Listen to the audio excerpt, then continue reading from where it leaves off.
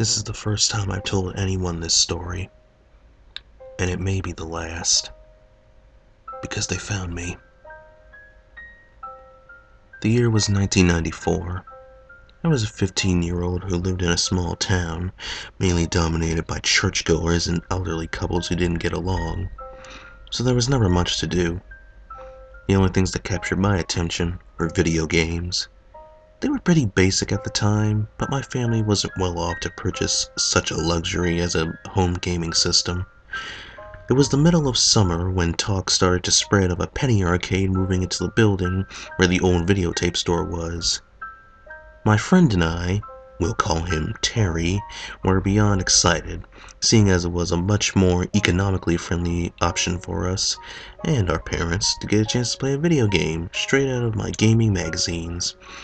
The posters all around town, all bright and playful, detailed that the arcade was to open Sunday at 9 a.m., which was incredibly convenient because Terry and I had already planned a sleepover that Saturday night. I bought my magazines to Terry's because his mom wasn't going to spend money on gimmicks like that. We stayed up until the early hours of the morning, flipping through them over and over until we had every game drilled into our heads. Eventually, we both passed out on the floor, lights on, magazines out, and minds full of wonder. I awoke to the sound of Terry's mom leaving for her weekly church service, looked to the wall and read the clock. 8:06 a.m. Wanting to get there early so we could be first in line, I woke Terry and told him to get ready. We both took showers, changed out of yesterday's attire, and into something more fresh, and snagged some change that Terry's mom had left for us on the kitchen counter. Before we ran out the door, I looked at the clock. 8:47 a.m. It took us about 10 minutes to walk there.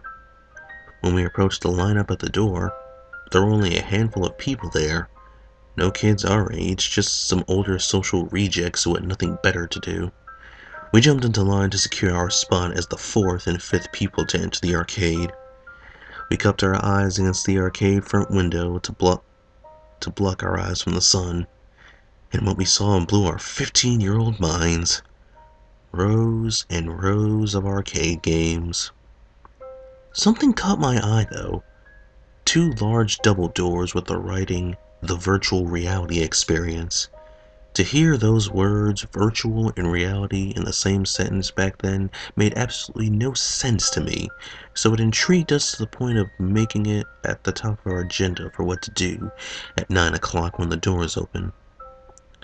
The arcade game sprung to life in a fantastic display of lights and color, and the doors opened. A bald man with a scar on the side of his head walked out and gestured to the small lineup that we could now enter. As I walked past him, he gave me a blank stare that gave me a rather extremely uneasy feeling. We continued through the doors and into the fantastic space full of lights and sounds that excited Terry and I even more. Without saying a word, we ran to the large double doors and pushed them open. They were surprisingly light, and we both stumbled into a room. There was a bald woman with a scar on her head, sitting next to a table with multiple bulky circular gadgets on it. We both stood straight up, slightly embarrassed, and proceeded toward her. She held out her left hand and silently pointed to the paper on the table with her right. 2 quarters per player for the most immersive gaming experience in this day and age. Fight off the alien race that is attacking the moon base. You are its only hope. Terry took out his mom's coins and handed over $1 in change to the bald woman. She blankly took the money and grabbed one of the bulky circular gadgets on the table, gesturing for us to do as well. We both grabbed one and watched as she placed it on her head, surrounding it like a helmet. We went to do the same, but she gestured for us not to. She went through a side door and came back with 2 Star Wars blaster-looking devices. Terry and I excitedly snagged them from her hands and examined them in awe. They were surprisingly heavy. The woman pressed a button and a thick metal door slid open. She walked through, and we followed attentively. Walking down a flight of stairs, we came to a long, narrow hallway which led to even more stairs. We then came to an incredibly large room. Other than the black and red striped door on the other side of it, the walls of the entire room were covered in an opaque, glass-like substance. Terry and I shot each other excited glances and proceeded to the middle of the room. The woman helped us equip the blasters and helmets. We couldn't see anything. Thinking this was some sort of joke, I was about to take off my helmet when the "it" came to life. The screen inside the helmet lit up, and I looked around to see a totally different place than the strange room before. We were on the moon, outside a building with Canadian flags on it. I looked towards Terry, and he was in an astronaut suit, bearing the same blaster as before. I heard a screech ring out through my helmet that made Terry and I jump. Sound on the moon? Well, it was a video game after all.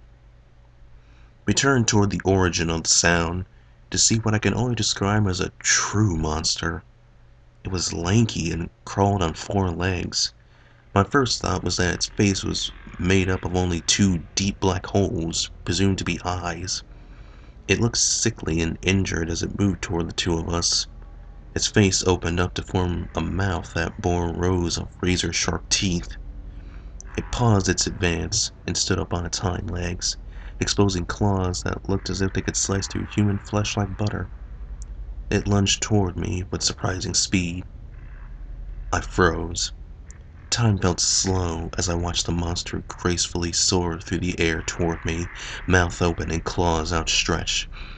It was suddenly violently knocked to one side as a rod of red fire blew a chunk out of its torso and sent it flying. I looked at Terry and saw his blaster's barrel smoking. This brief moment of surprise was interrupted by more shrieks from other monsters arising in the distance. Shaken up from almost losing the game in its first moments, it took me a second to understand the situation. Protect the space station, kill monsters, stay alive. Easy enough. A burst of adrenaline hit me as the monsters came into view over the craters and hills. There were at least 20, and they weren't crawling like the last one, but rather running toward us on 2 legs, spastically waving their claws around, every limb on their body seemingly twitching every second or 2. Without hesitation, Terry and I started to use our weapons against them.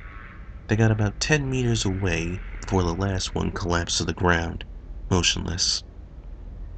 More monstrous screams came from behind, nearly upon us too. Too many to specifically say. Terry and I began to fire uncontrollably into the mob of creatures as they stampeded toward us. Terry was firing at the ones in front of me, as was I.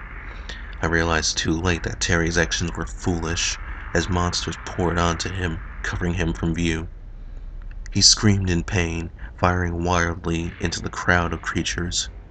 I managed to take down enough of them that they started to back up, realizing that I was a threat.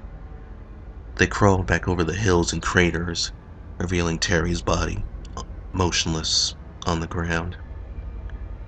I had stared at him for a minute or so, contemplating what to do, when a much deeper, groggy shriek echoed throughout the air.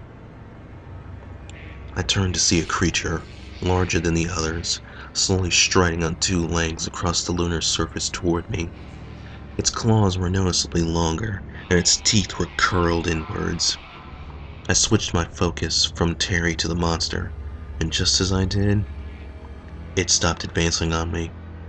It turned to the right and started to walk toward the horizon. It stopped, lifted up its nightmarish claw, and slashed into nothing. But as it did this, what I can only describe as a rip in the air formed. It kept striking until the rip turned into a hole. It disappeared into the hole. I stood there, confused. I heard screams, both from humans and ruined electronics. For a second, the message error 00001/power removed was displayed in front of me. Then, everything went dark. I waited for a few moments before taking off my helmet, and saw what I can only describe as absolute carnage. Creatures with chunks blowing out of them were scattered everywhere across the large room, surrounded by pools of yellow ooze. I looked to my feet to see Terry lying on the ground, with various lacerations littering his body. Crouching down, I took off his helmet. He was dead. The shock of my best friend's death was interrupted by the walls opening and more monsters surging out. Instinctively, I raised the blaster and started firing. It worked just as well as it had in the game. Dropping them as they came out of the hole kept them at bay. Finally, they stopped coming. I stared at the gap in the wall. No more emerged from the darkness beyond the glass opening. I looked around the room to notice that the black and red striped door had been ripped down. Realizing that this was my only exit, I moved to it and walked through the remains of the door. I was now in some sort of control room. Bald male bodies were scattered across the room, with blood covering most of the floor. All the electronics in the room had been destroyed, all bearing huge claw marks. The silence of the room was interrupted by movement behind me. The largest of the creatures had emerged from a dark hallway, hunched over to fit through the gap. Baring teeth and claws, it approached, with the same deep, groggy scream I had heard before. Without even questioning my actions, I pulled out the blaster and sprayed across the room at the horrifying creature. It cowered in the darkness from which it came, and I had heard it scamper down the hallways until the sound faded to nothing. I walked toward the darkness, blaster drawn, and was swallowed by it. I felt my way through the black hallways and up staircases for what felt like an eternity, occasionally feeling long scratches in the walls left by the monster. Low growls and metallic bangs echoed throughout the unexplored corridors. My curiosity was cut short when I turned a corner to see light coming from a smashed window high above the floor. The wall and floor was littered with long scratch marks, yellow ooze, and broken glass. I moved up the staircase to come into a small room filled with blasters and a slightly open door.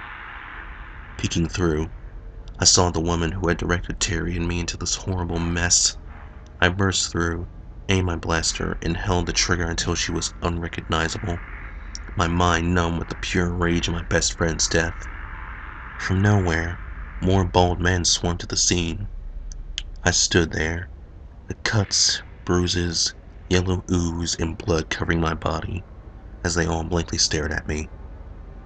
Shoving through the crowd, I ran out of the arcade, blaster in hand.